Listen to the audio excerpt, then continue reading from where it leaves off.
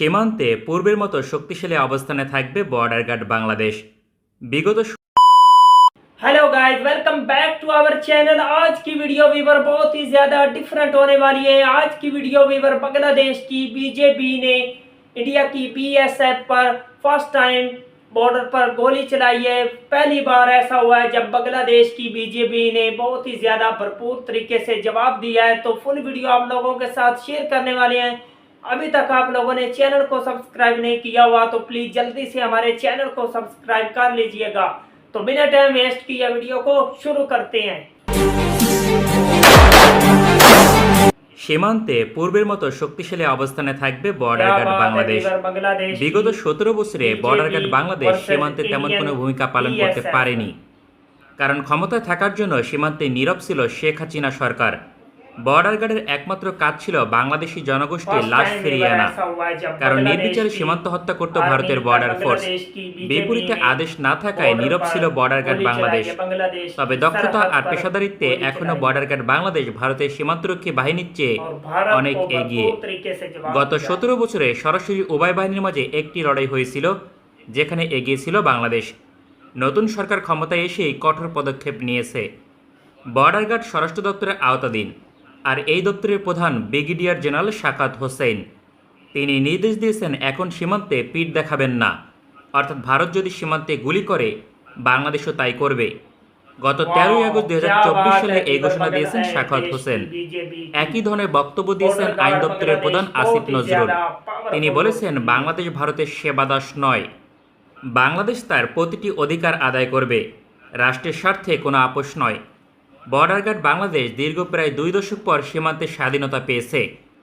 তার পরদিন অর্থাৎ 14 আগস্ট 2024 সালে সীমান্তে গুলি চালিয়েছে বর্ডার গার্ড বাংলাদেশ।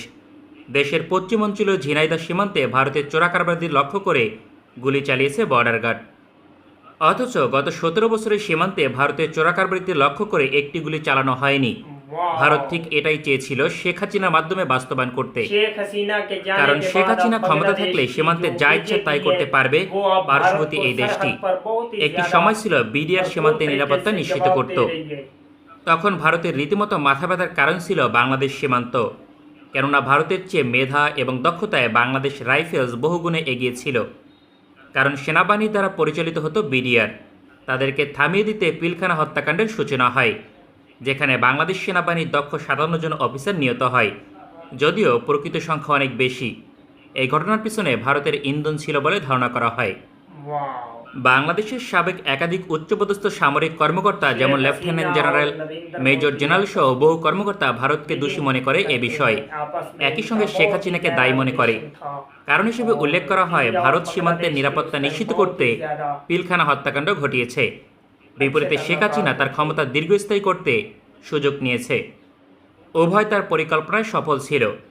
ভারত সীমান্তে বিজেপি গুলি চালায়নি, একই সঙ্গে কোনো সেনা কর্মকর্তা স্বৈরাচারের বিরুদ্ধে অবস্থান নেয়নি। তবে বর্ডার গার্ড বাংলাদেশ এখন থেকে স্বাধীনভাবে সিদ্ধান্ত নিতে পারবে, যা সীমান্তে হত্যা কমিয়ে আনবে। ভারত অতীতে গুলি করে হত্যা করত, বাংলাদেশ তার প্রতিবাদ করত না, ফলে বারংবার তা রিপিট করত ভারতীয় বর্ডার ফোর্স। তবে পাল্টা হামলা হলে সীমান্তে হত্যা বন্ধ করতে বাধ্য হবে ভারত সরকার। বাংলাদেশ বর্ডার গার্ডের রাইফেল কোয়ালিটি ভারতের চেয়ে এগিয়ে। তাছাড়া নেতৃত্বে থাকে বাংলাদেশ সেনাবাহিনীর চৌকস অফিসার, পাশাপাশি প্রশিক্ষণ দক্ষতা ভারতের চেয়ে অনেক গুণ এগিয়ে। সুতরাং বাংলাদেশ সীমান্তে লড়াই হলে ভারত সুবিধা করতে পারবে না। বাংলাদেশের সীমান্তরক্ষী বাহিনীর সংখ্যা প্রায় 70,000, বিপরীতে ভারতের বর্ডার ফোর্সের সংখ্যা 2,70,000। অথচ চীনের সঙ্গে বিশাল সীমান্ত মোকাবেলা করতে হয়, পাশাপাশি পাকিস্তানের সাথে আরও একটি সীমান্তের নিরাপত্তা নিশ্চিত করতে হয়। ভারতের সাথে নেপাল, মিয়ানমারেরও বড় সীমান্ত রয়েছে। পরিসংখ্যার অনুযায়ী বিবেচনা করলে বাংলাদেশ সীমান্তের সংখ্যার বিচারেও এগিয়ে রয়েছে বর্ডার গার্ড বাংলাদেশ। ভারতের চারদিকে এখন শুধু প্রতিপক্ষ, কোথাও শান্তি নেই। দেশটির কিছু ইসলামী রাজনৈতিক দল এ নিয়ে ভারত সরকারের সমালোচনা করছে। বাংলাদেশ সরকারও ভারতের রাষ্ট্রদূতকে স্পষ্ট বার্তা দিয়েছে। গতকাল 14 আগস্ট পররাষ্ট্র দপ্তরে ভারতের রাষ্ট্রদূতকে ডেকে বাংলাদেশের অবস্থান তুলে ধরা হয়েছে, যেখানে উল্লেখ করা হয় শেখ হাসিনা যাতে ভারতে বসে কোনো বিবৃতি প্রকাশ না করে। যদি এই ধরনের কর্মকাণ্ডে লিপ্ত হয় তাহলে ভারতের সাথে বাংলাদেশের সম্পর্ক নষ্ট হবে। একই সঙ্গে ভারতকে বাংলাদেশের জনগণের সাথে সম্পর্ক রাখতে বলা হয়েছে, কোনো রাজনৈতিক দল কিংবা সরকারের সাথে নয়। অর্থাৎ ভারতকে বাংলাদেশের পররাষ্ট্র নীতিমালার কথা জানিয়ে দেওয়া হয়েছে। শেখ হাসিনা সরকার পরিপূর্ণভাবে ভারতের ওপর নির্ভরশীল ছিল। তার প্রমাণ হচ্ছে তার পুত্র গতকাল ভারতকে আহ্বান জানিয়েছেন যাতে আগামী 3 মাসের মাঝে বাংলাদেশে নির্বাচন হয়, যা নিশ্চিত করবে ভারত। क्या बात है वीवर, जबरदस्त। ये पहला मौका है जब बांग्लादेश की बॉर्डर गार्ड ने भारत की सरहद के करीब गोली चलाई है। भारत की बीएसएफ को भरपूर तरीके से जवाब मिला है बांग्लादेश की बीजेपी से। अब बांग्लादेश की जो बीजेपी है वो पीछे नहीं हटेगी, क्योंकि जो शेख हसीना की हुकूमत थी वो इस तरह से बांग्लादेश की आर्मी को इजाज़त नहीं दे रही थी जिस तरह की अब बांग्लादेश की हुकूमत है।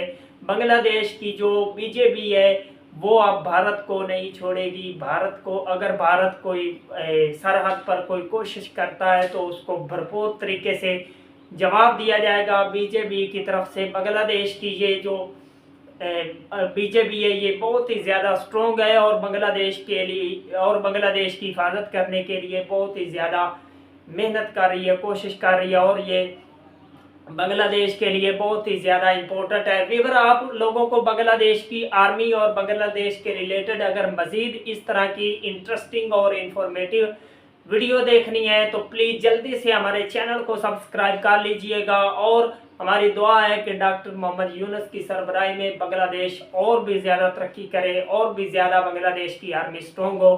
तो मिलते हैं आपसे नेक्स्ट वीडियो में इंशाल्लाह। तब तक के लिए अल्लाह हाफिज़।